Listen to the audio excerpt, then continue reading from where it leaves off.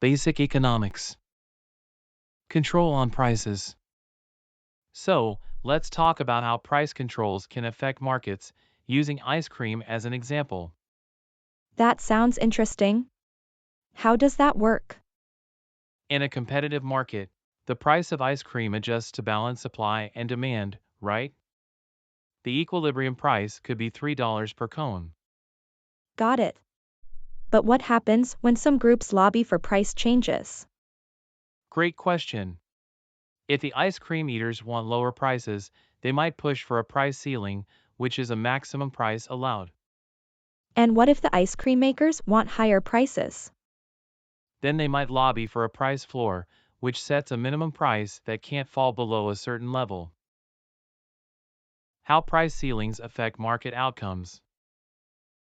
So, what happens if the government imposes a price ceiling below the equilibrium price?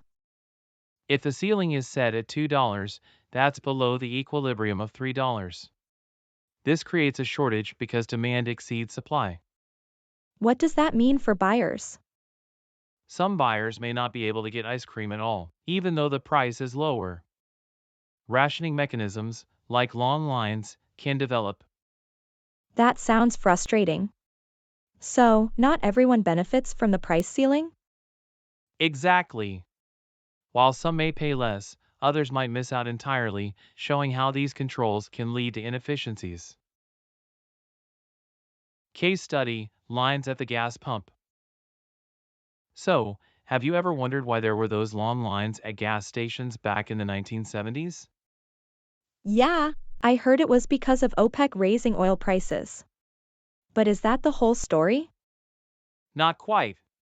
While OPEC did raise prices, economists point to government regulations that limited how much gas companies could charge. Interesting. So, what happened when the price of crude oil went up? Well, the cost of producing gasoline increased, which shifted the supply curve leftward. This would typically raise prices, but the price ceiling prevented that. So, that caused a shortage of gasoline, right? Exactly. At the regulated price, consumers wanted to buy more gas than producers were willing to sell, leading to those long lines. Case study, lines at the gas pump. What about rent control? I've heard it's similar.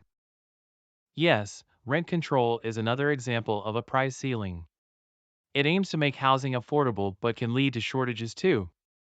How does that work in the short run versus the long run? In the short run, supply and demand are inelastic, so the initial shortage is small and rents go down. But in the long run, landlords stop building new apartments, leading to more significant problems. I see. So, it's a balancing act between supply and demand over time. Exactly. Understanding these dynamics helps us see why some policies can have unintended consequences. How price floor affect market outcomes. So, let's talk about price floors and how they affect market outcomes. Imagine the ice cream market for a moment. Sure. What exactly is a price floor? A price floor is a legal minimum price set by the government. For example, if the government sets a price floor of $4 for ice cream, it can create a surplus because the equilibrium price is $3. Oh, I see. So if the price floor is above the equilibrium, it affects how much ice cream is sold? Exactly. At that price floor, suppliers want to sell 120 cones, but only 80 cones are demanded. This creates a surplus. That's interesting. So what happens to sellers in that situation? Well, some sellers can't sell all their ice cream, leading to competition among them. Those who can appeal to buyers better might sell more than others.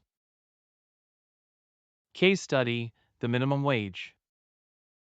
And how does this relate to something like the minimum wage? Great question. The minimum wage is another example of a price floor, but for labor. If the minimum wage is set above equilibrium, it can lead to unemployment. So, if the minimum wage is higher than what some workers would earn, they might not find jobs? Exactly.